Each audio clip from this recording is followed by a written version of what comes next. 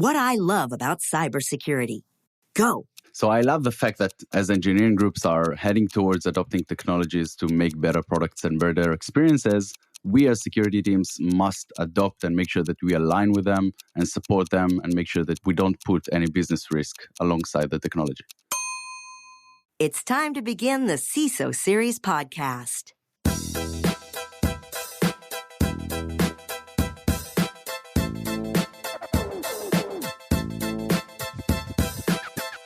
Welcome to the CISO Series podcast. My name is David Spark.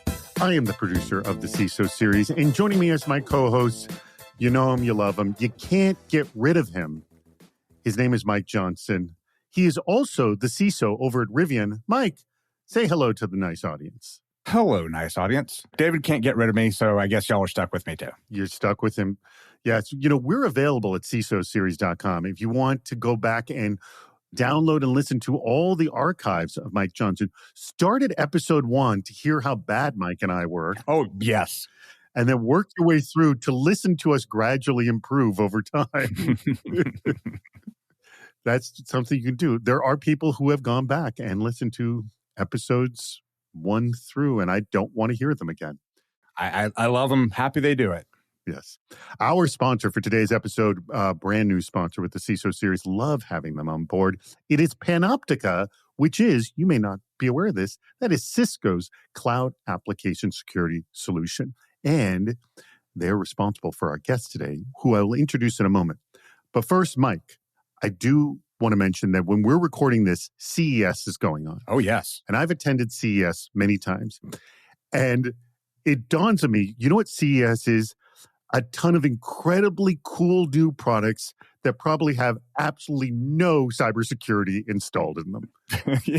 Yeah, it's a very good point that so many of the challenges that we see in cybersecurity are in devices. And right. CES is all about devices, something new. I saw something about a soft serve ice cream machine that stores the materials just in cans. I want this. Right, and I'm sure it's internet connected, and I'm sure it doesn't have a shred of any security on it. And I'm sure the default password is 12345. I hope it's like ice cream. That should be the default password. You would hope or chocolate. But yeah, you never at CES goes, look at this really cool new security technology we've unveiled that's with your new television. You never see that. No. I think that would be quite the differentiator. Hey, next year, folks can make a buzz by focusing on security, and they'll be the only ones doing it. And nobody will cover them at all. David, you're crushing me. Well, we cheer on the CES crew and all the new products, and we want them all to succeed. All of them. Yes, we want every single one to succeed. Well, by the way, I've seen some, I can't even remember, but I've seen completely bizarre technologies there. I'm like, when, how, why? Because it ain't cheap to go to CES and to show off this completely bizarre. Like, do you really think you're going to recoup your costs on this? Well, it's really weird. Sometimes it seems to be drawing folks into their booth. I heard LG has a camping trailer. LG is never going to make a camping trailer. That's never going to hit the market. Yeah, but no, I understand the point of that is they want to show how their screens would appear if you had a trailer. They're trying to create, like a lot of them have these like living room setups. Mm-hmm. They want you to experience it as if you were in your own living room. Well, like you said, it's expensive and it works for a small percentage of them. Well, I saw LG and Samsung were showing these like see-through screens that looked cool. But again, we're talking about this now, which everyone's going to hear in March, and it's going to be old news in March. Exactly. They're like, what are these idiots talking about? The see-through screens have now been, surpassed by yes. the see-through screens that fly. Yeah, we'll have the failures and successes by the time folks are listening to this, and then they're all laughing at us. Let's get into our show. Enough of this banter. Let's get into the show. I'm thrilled that we're bringing on our guest, very smart guy. And if you have interest in application security, you have come to the right place. So stay where you are. Keep driving. Keep both hands on the wheel. If you're listening to us in your car, just keep listening. It is the group product manager over at Cisco, Nadav Lotan, sponsor guest. Thank you so much for joining us, Nadav. Thank you so much for having me, David. How can we secure new technology without creating new risks? We have all talked about the need to embrace AI because it's a business enabler and it can be a competitive edge. This is no longer a case of using AI for party planning. For many, it's ready for prime time. 83% of organizations are using AI in production at some capacity, said Shweta Sharma in a CSO Online piece, quoting a Splunk survey. Now, first, I'm just going to start with you, Mike, on this. Where have you seen AI being used as an actual business tool? And what new security issues are you seeing now that's in prime time that we didn't see at the onset? I think it's still early days. So there's lots of stops and starts, and businesses are testing things out. What I've seen from a production perspective is usually chatbots. Like that's really the current killer app for generative AI. It'll change over time as companies figure out more and more what they can do with it. But a lot of it is enabling the human interface, enabling the ability to talk to a computer as if you were a human rather than having to talk to the computer as if you were a computer. And that really is powerful. So we'll see some more of that, but I imagine that, I don't know if it's 80% of the usage out there is chatbots, but that's a lot of it. It is allowing us to see some things that we didn't first see. One of them was, there were some headlines about a car dealership where someone had convinced the chatbot to sell them a vehicle for $1. And it was kind of cute and everything. But then someone else came along and realized, well, this is just a direct pipeline into ChatGPT. I can just use this as if I were directly talking with ChatGPT and not having to pay for it. ChatGPT, like the full features, costs money. And this business had left it fully wide open, and you could just use the full power of ChatGPT as if you're paying for it.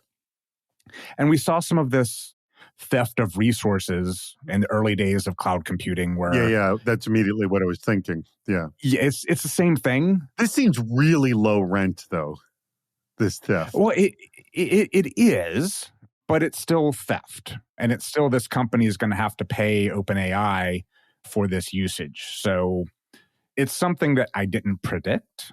And there's certainly some other things that are going to show up as well over time. But this one was a surprise to me. All right, I am throwing this now to you, Nadav. Where have you actually seen AI being used as a business tool, and like what new security issues did you see? Are you seeing now that it's in production that wasn't seen at the onset? Actually, an interesting group of use cases I've seen companies solve using AI is to actually enhance user experience in security solutions, which is the place we're interested in. This could be examples from generating code snippets to secure CI/CD pipeline issues or other of that sort, or even allow users to query complex data sets and complex products using natural languages and actually highly reduce the friction of adopting the security tool and making my environment more secured. From the security issues perspective, and I'll start by following up on Mike's point, the risk of actually stealing credentials to use ChatGPT Premium, GPT-4, of all those sorts, is not only that I steal the $20 credentials that the monthly subscription cost, the theft is actually infinite amount. I can increase the cloud spend of this organization because they're paying actually for API calls and for tokens, and not only for the 20-month subscription of ChatGPT, but rather the usage of the API. So it's, on paper, it's a huge potential theft, as Mike just said. And obviously stealing a few tens of thousands of dollars of car is no less. But I think that the most interesting and most severe use cases of these technologies is when the intersection of the APIs and our backend capabilities and the entire application stack from my organization perspective, this is where we'll see the most risk come to surface. And this is what we as security vendors must solve for our clients. How can we align different departments' objectives?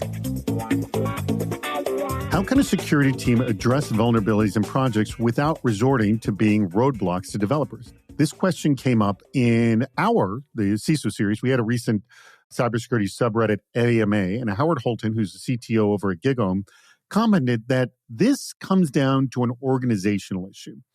The head of the product team has motivation to be on time, not ship secure code.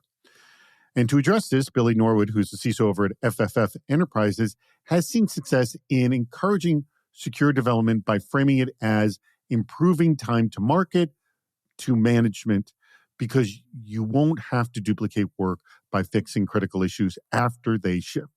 Now, that might work to sell the idea to managers, but how do we make sure developers are on board, Nadav?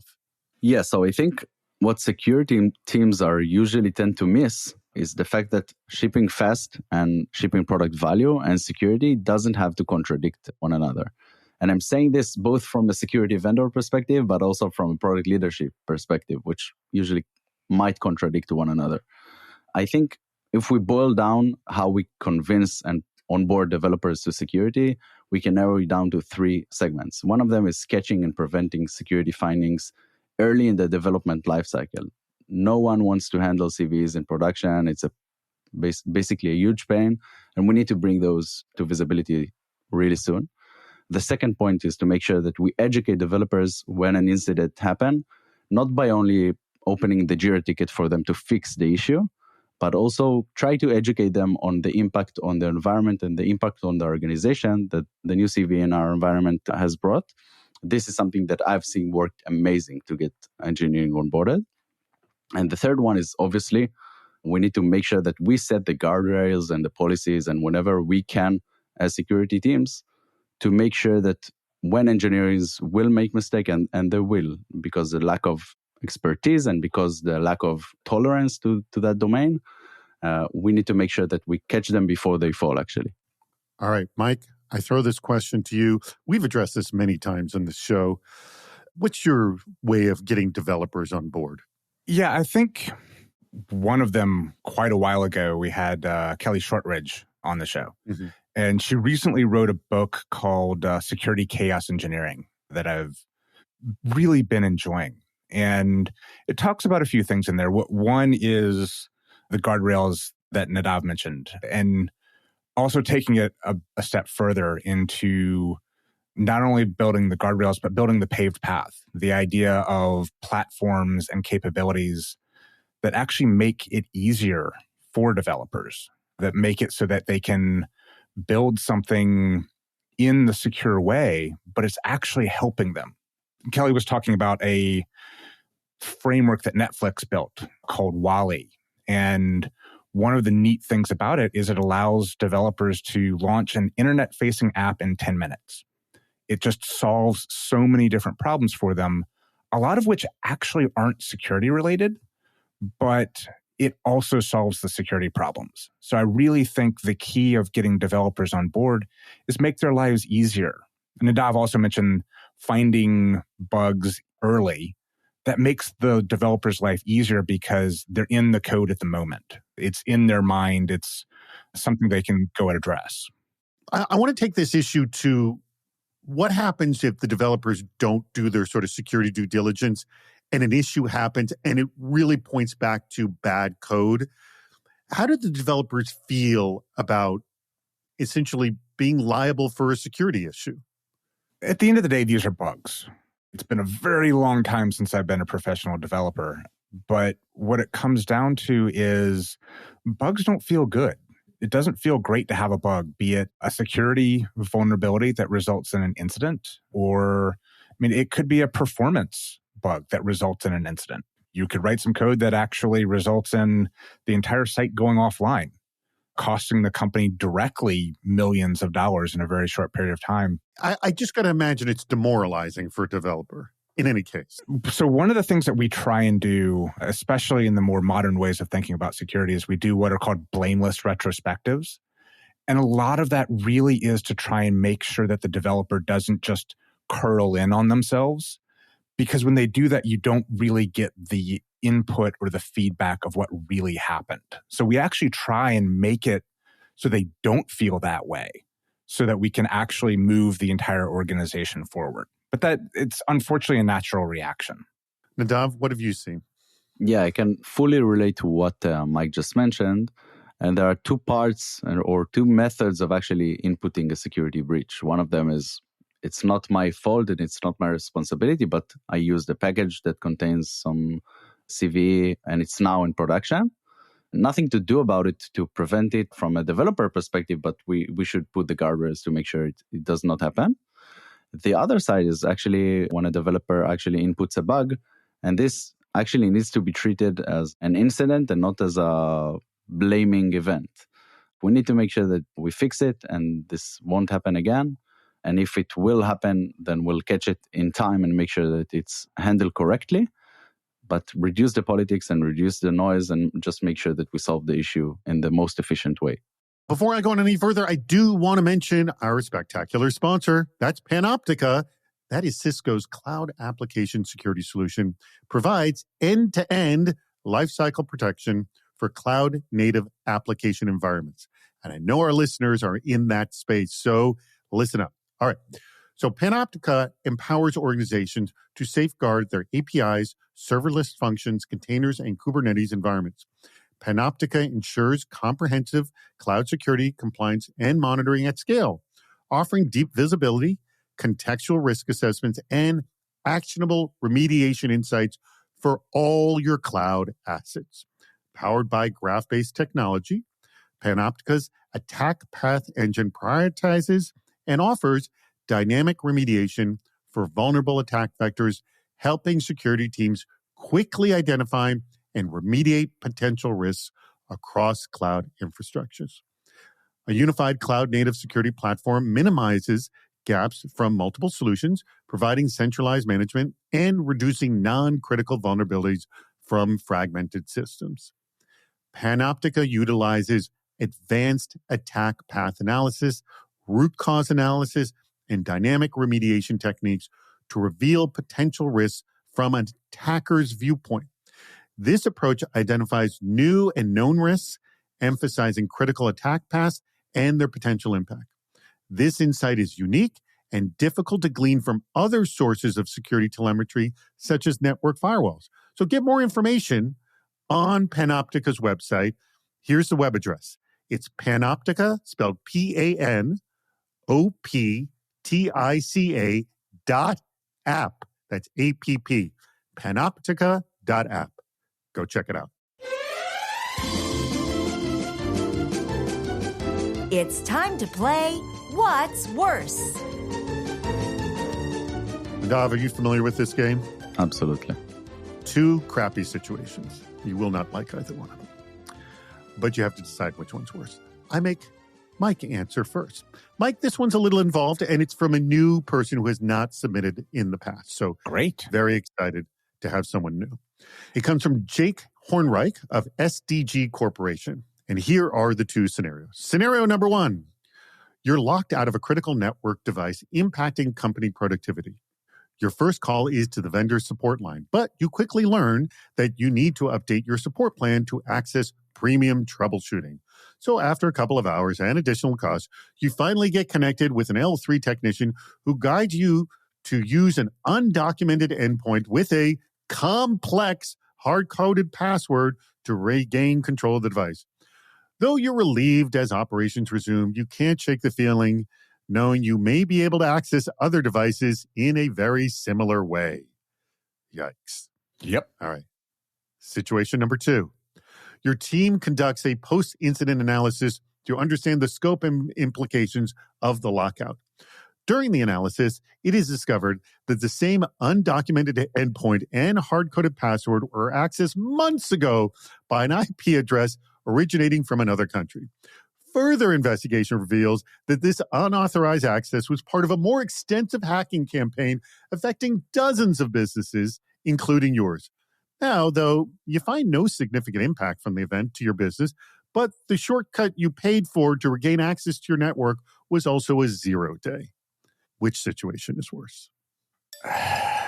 Unfortunately, this exists. Like hard-coded passwords are a thing. Mm-hmm. And it's amazing to me in the year 2024 that that's still a situation. So it's kind of mind-numbing. yes. Like, For example, we had a neighbor who unfortunately had a security issue, and she told me that she had kept all her passwords in a notes document on her phone. And I'm like ugh.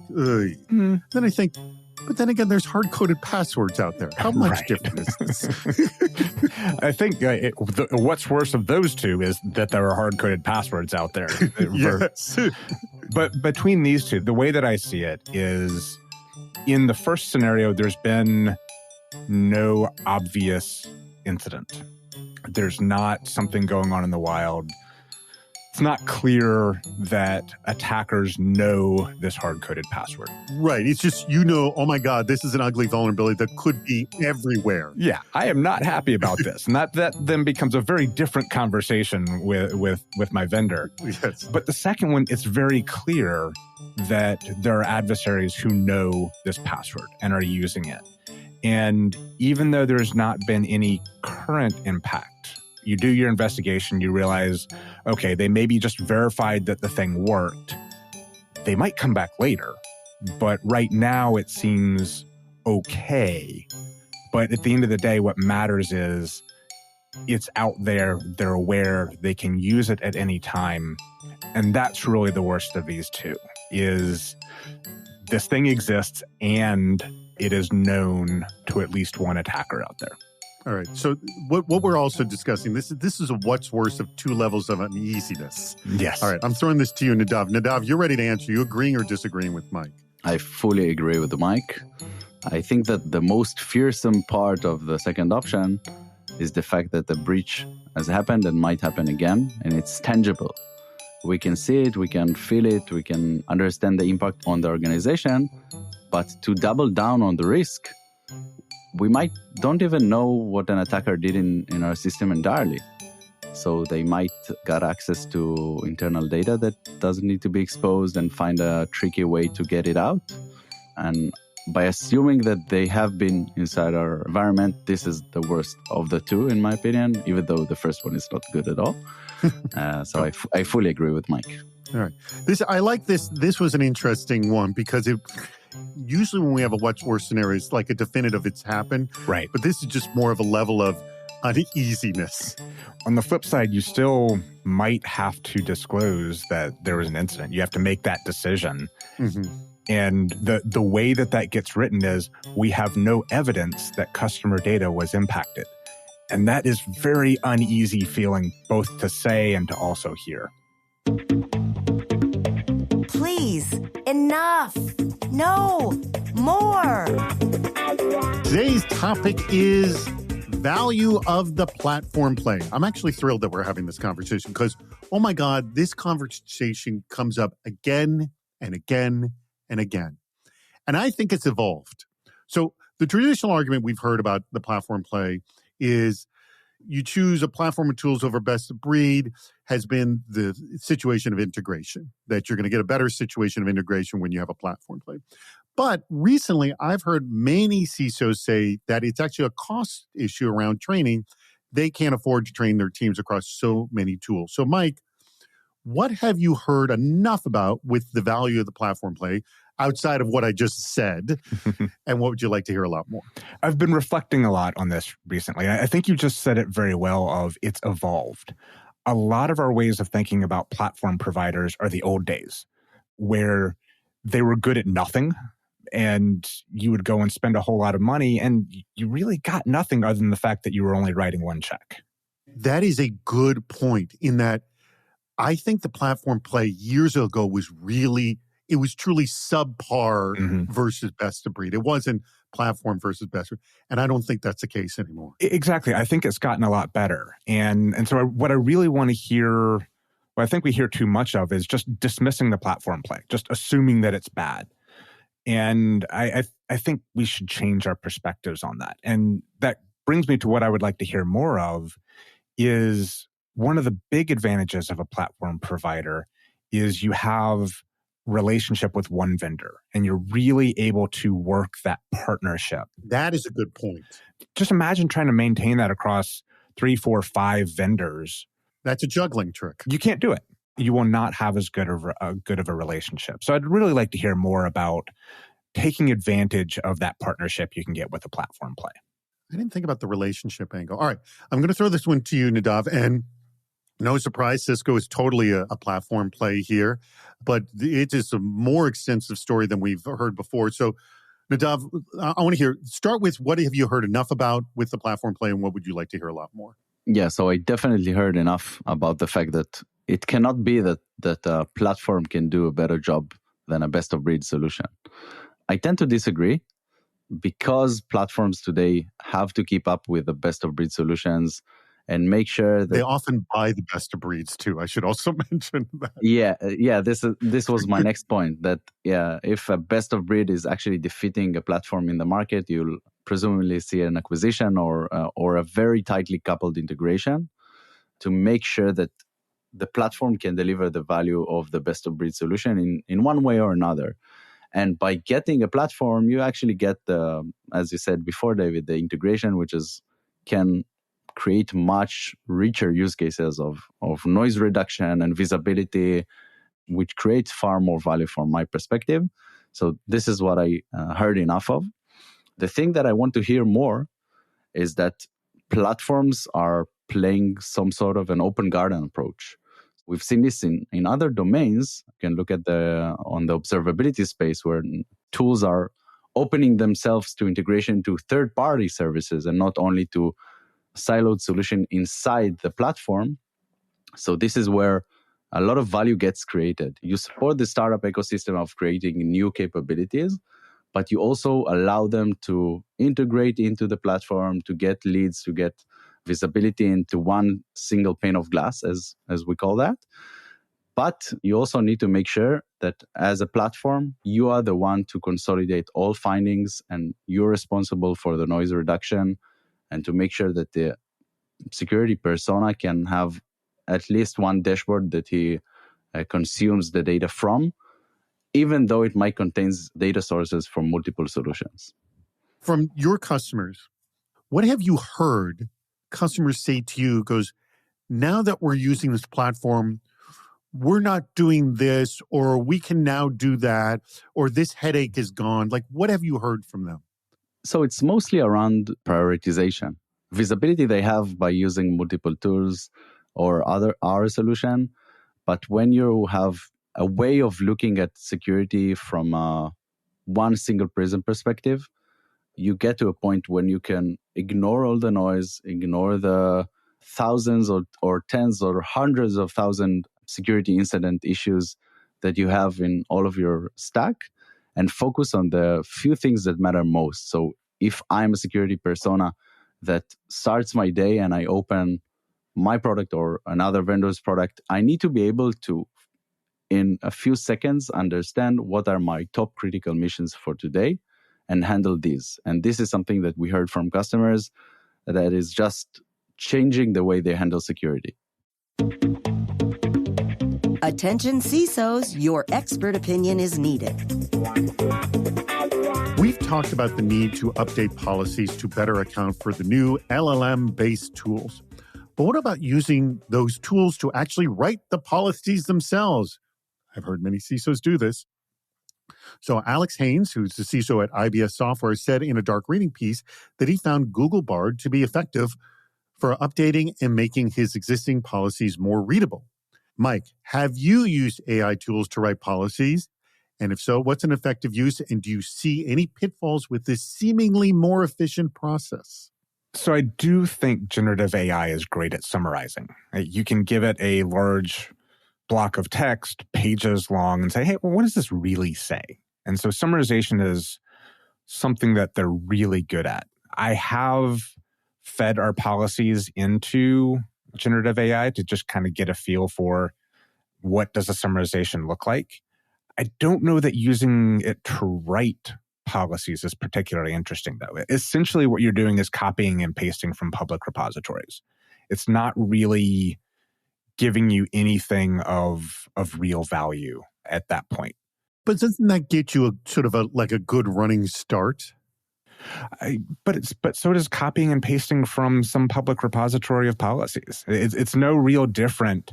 At the end of the day, what generative AI is doing there is summarizing from all of the publicly posted policies. That's what it's doing. Right. But again, that is look, there's 100 policies out there. Go out and find them, summarize them, and it does it for you in seconds. So it is kind of getting you a running start because you would have to do that manually. I don't know that it saves you a whole lot. I mean, I'm arguing pro AI here. I think there's actually something AI can do better with regards to policies, though. What I really think is interesting is comparing the policies with your controls. What are the actual technical controls that you've put in place? Have generative AI look at that and generate the policy set from there. That then really aligns with your policies as they're actually implemented versus what I think a lot of folks end up with is aspirational policies. A generative AI policy can say, our passwords are 32 characters long and can't have any repeating characters and must be changed every day. Nobody's ever going to implement that. I think it's more interesting to go the other way, which is what are your practices? What are your technical controls? And turn those into human policy, things that humans can actually read and understand. That's more interesting to me. All right, Nadav, I saw a lot of nodding of your head. You agree with a lot of Mike's take on this. What's your take? And have you done any sort of use of AI to write policies? Yeah, so I'll give a different perspective to the same coin. Basically, if you as a CISO write unreadable policies and making sure that nobody in the organization is able to read along, follow along, and fully understand what is required of them, either your employees will discard the policy at hand, or they will use ChatGPT or of some sorts to translate your unreadable policies to actually understand what they need to do. So it's table stake now to make super readable policies and content. And I fully believe that AI is already doing a good job at it, but also will evolve into doing a great job. And to maybe add on Mike's point, I think that we need to make sure that the policies actually are written in a very verbose way, but also compliant with what we have set in place to actually enforce them by using the combination of written policies and actual controls in the organization and in our environment and in the day-to-day of the people in the organization. This is where generative AI can make sure that we are on par with what we actually set in place. So I fully agree with Mike's point.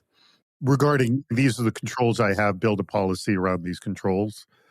Yeah, and actually make sure that they are enforced and actually, and the other way around. Like these are the controls. Please make sure that I have a well-written document. So even if someone is not using the controls on the day-to-day, he can fully understand what is demanded of him. And it creates some sort of a single source of truth. I need to update only one of them, and then I can use Gen AI to make sure that it is reflected to the written docs and to the actual controls. Awesome. Well, that's your advice the next time you want to use AI to write your policies. Don't just ask an open-ended question. Ask it to write it against your specific controls for your specific environment. Good advice from both Nadav and Mike. Well, that brings us to the very end of the show. I want to thank our sponsor first. That's Nadav's company. That's Cisco, Panoptica, specifically Cisco Cloud Application Security. Thank you so much for sponsoring. Check out how they can help in that very vein. And also with your platform play, go to panoptica.app,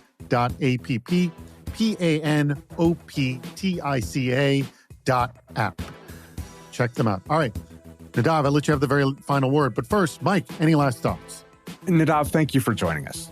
I really enjoyed the conversation, your perspectives coming from as your role of group product manager. It's great to get the different viewpoints on the show. So thank you for sharing your experiences and your backgrounds. One of the things I wanted to highlight specifically was we were talking about bugs, and you had mentioned the introduction of a bug by a developer using a vulnerable package.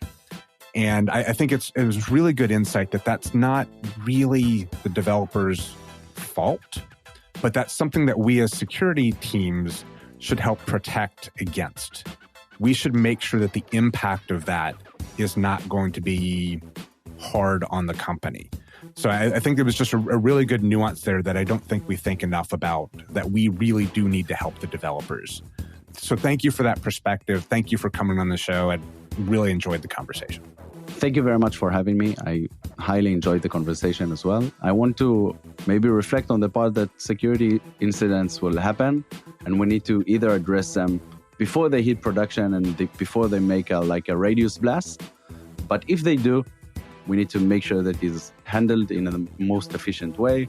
We fix it fast, and we make sure that we draw conclusions to prevent it from happening the next time. All right. Anything you want to say about Panoptica to our audience, Nadav? Basically, go to the website, check the product out. Don't hesitate to reach out for questions, either to me or anyone from our team. Happy to elaborate on any use cases. We have a lot of interesting solutions in place now, and a lot of interesting things that we're working on that will be announced pretty soon. So stay tuned. And Nadav, I'm assuming they can connect with you on LinkedIn. We'll link to your profile on the blog post. Excellent. Well, thank you very much, Nadav. Thank you very much, Mike. Thank you very much, Panoptica and Cisco. And thank you very much to our audience. We greatly appreciate your contributions and for listening to the CISO Series podcast. That wraps up another episode. If you haven't subscribed to the podcast, please do. We have lots more shows on our website, CISOseries.com. Please join us on Fridays for our live shows, Super Cyber Friday, our virtual meetup, and Cybersecurity Headlines Week in Review. This show thrives on your input. Go to the Participate menu on our site for plenty of ways to get involved, including recording a question or a comment for the show. If you're interested in sponsoring the podcast, contact David Spark directly at david@cisoseries.com. Thank you for listening to the CISO Series podcast.